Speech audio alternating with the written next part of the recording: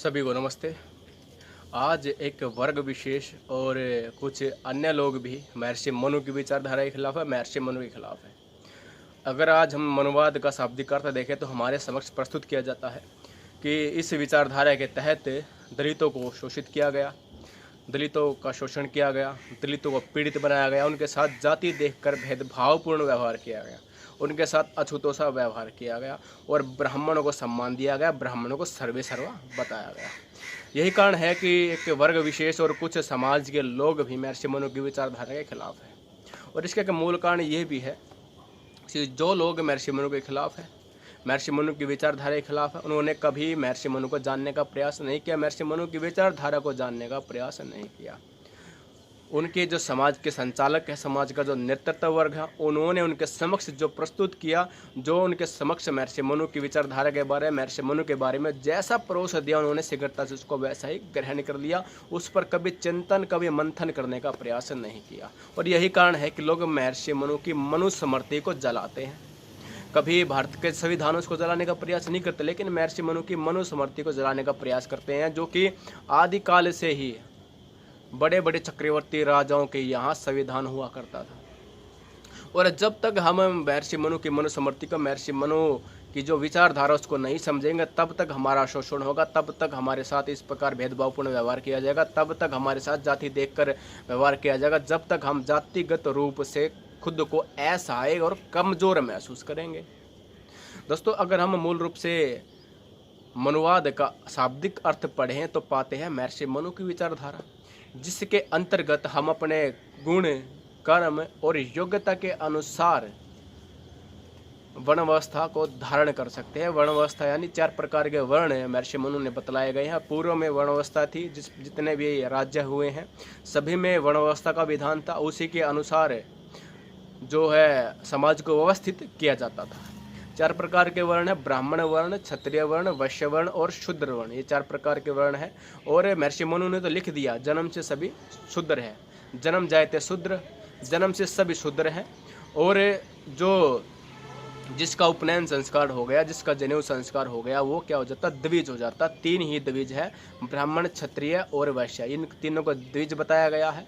और जो शूद्र है यानी जन्म से सब शूद्र, यानी सब के सब अनपढ़ है। शूद्र यानी कोई जाति विशेष नहीं, अनपढ़ ही शूद्र है, उसको सेवा भाव का कार्य इसलिए दिया गया है। और बाकी जो 3 है वो अपनी विद्या के अनुसार अपने वर्णों का चयन कर सकते हैं, उसको बदल भी सकते हैं। वैश्य ब्राह्मण बन सकता है, ब्राह्मण क्षत्रिय बन सकता है। और महर्षि मनु भी ब्राह्मण से क्षत्रिय बने थे। महर्षि मनु जो है ऋषि ब्रह्मा के पुत्र हुए हैं, ब्राह्मण थे, लेकिन अपने गुण, कर्म और योग्यता के अनुसार उन्हें क्षत्रिय वर्ण धारण किया और इतिहास के आदि क्षत्रिय राजा बने। और महर्षि मनु की जो विचारधारा है उसके तहत अगर हम ठीक प्रकार से इतिहास को जानें, ठीक प्रकार से इतिहास को पढ़ें, तो वो वर्ण व्यवस्था जो हम धारण करेंगे वो आजीवन रहने वाली है। उसके अंतर्गत छूत अछूत में कोई भेदभाव नहीं होगा, उसके अंतर्गत व्यक्ति व्यक्ति में कोई असमानता होने वाली नहीं है। और जो भेदभावपूर्ण व्यवहार करेगा वो निंदनीय होगा, वो दंडनीय होगा। और इस विचारधारा के तहत हमारे जन्म का जो मूल उद्देश्य है वो उपेक्षित होना चाहिए कि हम बनना क्या चाह रहे हैं। हम ब्राह्मण बन के वेद विद्या का प्रचार प्रसार करना चाह रहे हैं, हम क्षत्रिय बन के 3 वर्णों की रक्षा करना चाह रहे हैं, हम वैश्य बन के 3 जो वर्ण बच गए उनका पेट भरना चाह रहे हैं, हम शूद्र बन के 3 वर्णों की रक्षा सेवा भाव करना चाह रहे हैं। वर्तमान में प्रचारित किया जा रहा है कि दलित ही शूद्र है, जबकि ऐसा कुछ है नहीं। तो वैसे भी जो महर्षि मनु है, महर्षि मनु को जातिवादी घोषित किया गया है, जबकि महर्षि मनु के समय पर जाति का लेश मात्र नहीं था। महर्षि मनु के समय पर कोई जाति थी ही नहीं। अगर हम महर्षि मनु की जो मनुवादी विचारधारा है उसको अगर ठीक से पढ़े तो मानववाद ही मनुवाद है। और महर्षि मनु को ये दोष देना ठीक नहीं कि वो जातिवादी थे, उन्होंने ब्राह्मणों को अधिक वो दिया है और दलितों को कम वो दिया है, तो ये सब वर्तमान में ठीक नहीं। और जिन्होंने इसका प्रचार प्रसार किया वो सबसे दुष्ट है।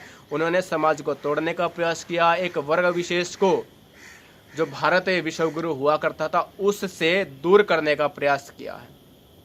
लेकिन आज आवश्यकता है हम महर्षि मनु को जानने का प्रयास करें, महर्षि मनु की विचारधारा को जानने का प्रयास करें। मनुस्मृति में किस प्रकार से आज जो प्रचारित प्रसारित किया जा रहा है कि दलितों के बारे में ऐसा लिखा गया है। दलित तो कोई शब्द है ही नहीं मनुस्मृति में। मनुस्मृति में शूद्र शब्द जरूर है और शूद्र दलित नहीं है, क्योंकि दलितों के पास दिमाग है, अनपढ़ नहीं होते दलित। शूद्र वही है जो जन्म से अनपढ़ है, जो विद्या ग्रहण करने का प्रयास नहीं करता, वही शूद्र है। और जो आज मेरे भाई स्वयं को दलित समझ रहे हैं, जो एक वर्ग विशेष स्वयं को दलित समझ रहा है, यानी दलित समझकर स्वयं को शूद्र मान रहा है, वो एकदम गलत है। और इसी को बहुत ज़्यादा संख्या में प्रचारित प्रसारित किया जा रहा है। हमारे शास्त्रों के खिलाफ लोगों को खड़ा किया जा रहा है, हमारे जो धर्म ग्रंथ उनके खिलाफ लोगों को खड़ा किया जा रहा है। इससे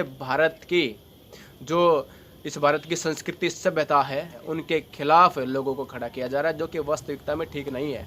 और कहीं ना कहीं जब तक ऐसा चलता रहेगा तो भारत पुनः गुलामी की जंजीरों में जकड़ता चला जाएगा।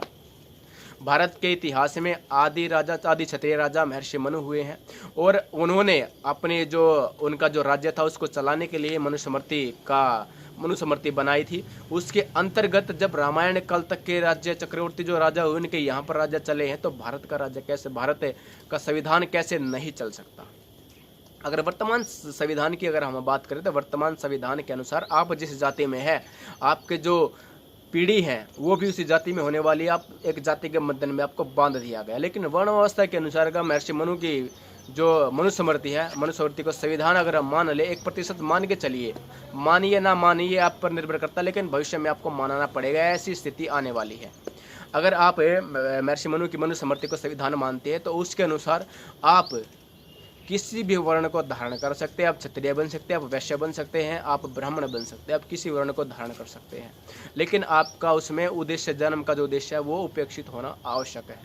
आपके गुण कर्म स्वभाव उसके अनुसार आप किसी भी वर्ण का चयन कर सकते हैं, आप पर कोई रोक टोक नहीं है, आप पर कोई पाबंदी नहीं है। तो दोस्तों आप सबसे निवेदन करूंगा कि महर्षि मनु को जानने का प्रयास करें, उसकी विचारधारा को जानने का प्रयास करें, जिसने सर्वत्र शिक्षा का प्रचार प्रसार किया है, जिसकी मनुस्मृति के अनुसार महिलाओं को भी शिक्षा का अधिकार है, जिसने इस प्रकार का प्रचार प्रसार कर दिया, वो जातिवादी कैसे हो सकता है, वो एक समाज वर्ग विशेष के खिलाफ कैसे हो सकता है। इस सब को आप बिल्कुल कह सकते हैं कि आप एकांतवास में जाकर इस पर विचार कर सकते हैं, मंथन कर सकते हैं, और आज आवश्यकता भी है। दोस्तों आशा करते हैं वीडियो आपको पसंद आया होगा। वीडियो को प्रत्येक भाई तक पहुंचाने का प्रयास करें। मनीष वैदिक आपका अपने चैनल को सब्सक्राइब अवश्य कर लें। मिलते हैं एक नई वीडियो के साथ, जब तक के लिए जय श्री राम, नमस्ते दोस्तों।